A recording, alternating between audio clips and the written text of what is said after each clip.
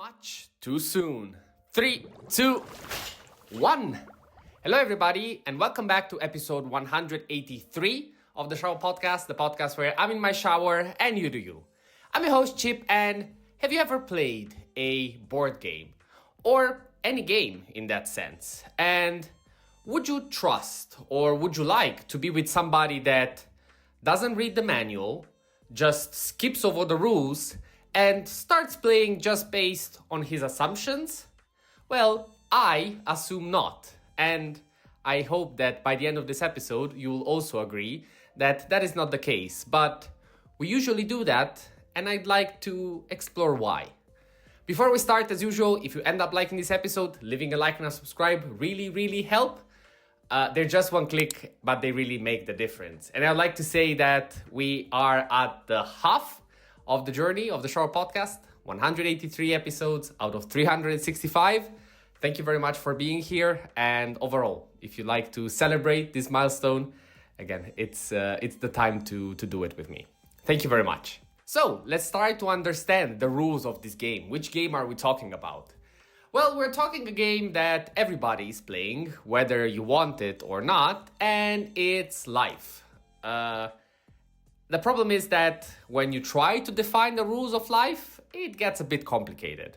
So instead of doing that, what I recommend and what I actually do, in my own life is based on the thing that I want to do, I try to understand the rules of that thing. So what gives me credits, what gives me advantages, and what instead gives me disadvantages.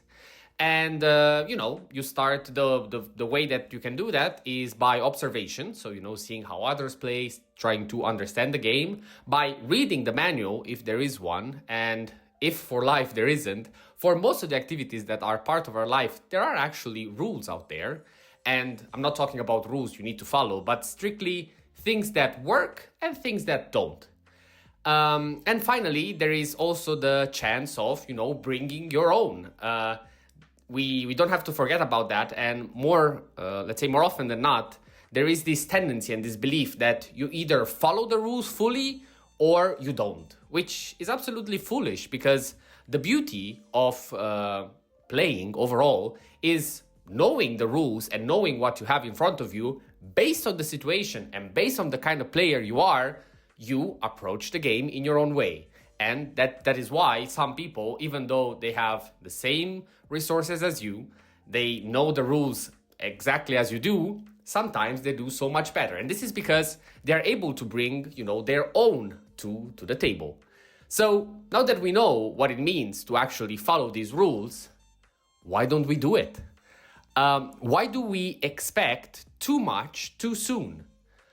Most often than not, when we do stuff, when we try to experience anything, we have our own bias. We have our own ideas.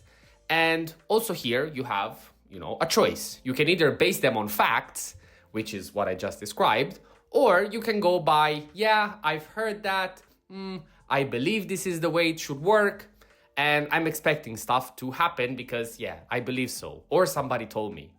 And the problem is that when you do that, most often than not, these rules are not realistic, or at least they're not accurate. And the moment that, reality hits and you actually end up waiting for something that will never arrive, you get frustrated because in your head, the rules were clear. In your head, the reward was there.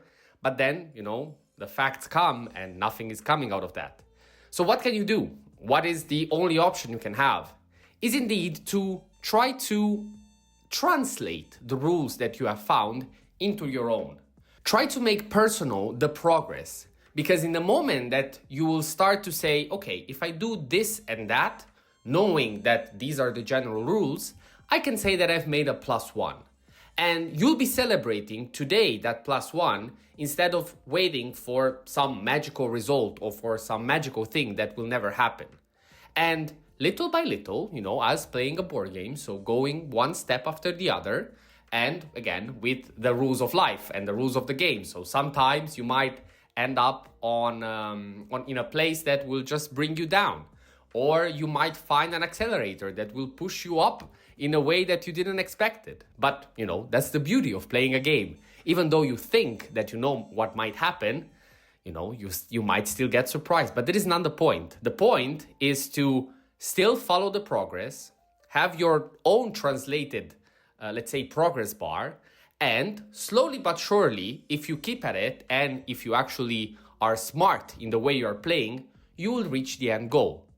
And once you do that, you will actually be able to enjoy the reward because it was part of the path and it's just basically collecting everything that you've already done.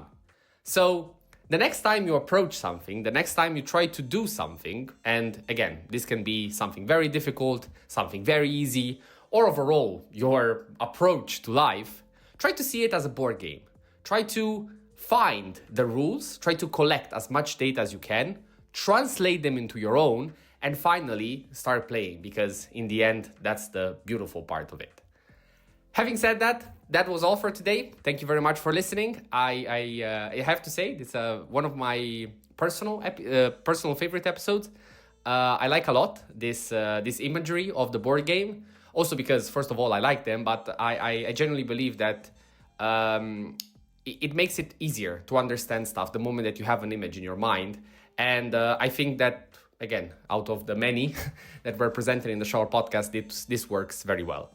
Let me know in the comments if you like board games and overall if you agree with my idea. And as always, thank you very much for listening. So until the next one, stay consistent, stay resilient. This was the half of the Shower Podcast, and see you tomorrow.